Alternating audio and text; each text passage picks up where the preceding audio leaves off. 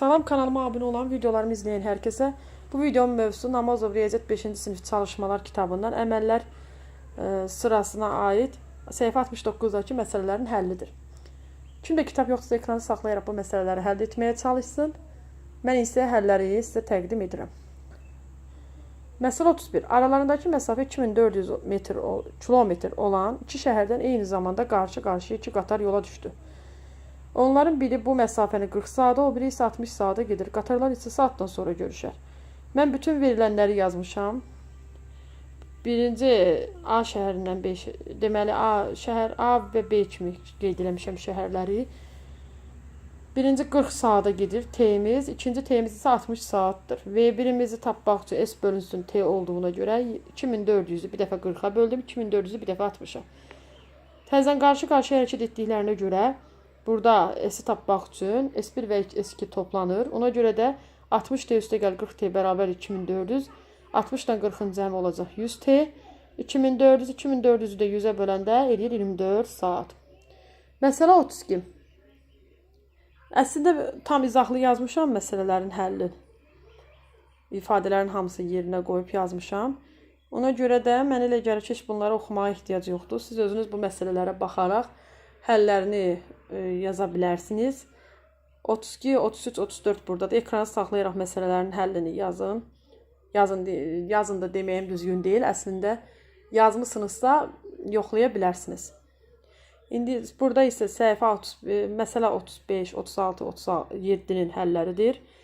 Yenə də deyirəm, bunları tam izahlı şəkildə yazmışam sizin üçün. Hamısını qeyd edib mən bir-bir oxumağıma, yəni oxumaqla vaxt itkisi gedir. Ona görə də yalnız sizə məsələlərin həllini təqdim edirəm. 38, 39 da buradadır.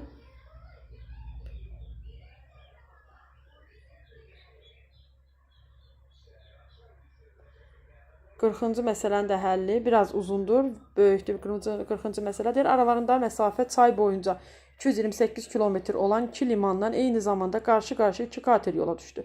Katerlərin öz sürətləri eynidir. Çayın axma sürəti 3 km/saatdır. Axın istiqamətdə gedən kater 7 saata 154 km yol getdi.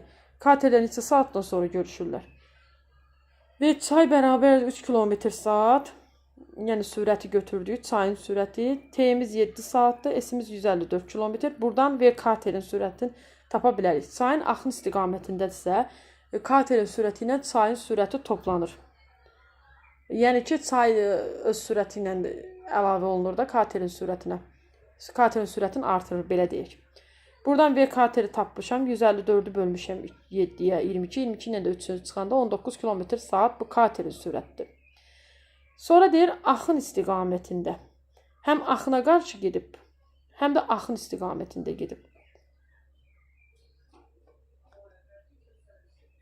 Belə deyək, iki katerdir. Biri axın istiqamətində gedib, o biri axına qarşı gedib. Ümumi 228 kilometr məsafədir aralarında. Onda nə edirik? Bir dəfə axın ilə gedəni hesablayırıq, bir dəfə də axına qarşı gedəni hesablayıb, onların cəmi 228 kilometr götürürük. 19 katerin öz sürətidir, 3 çayın sürəti. Axın ilə olanda qoydum yerinə 19-dan 3-ü. Axın topladım, yəni axına qarşı olanda 19-dan 3-ü çıxırıq.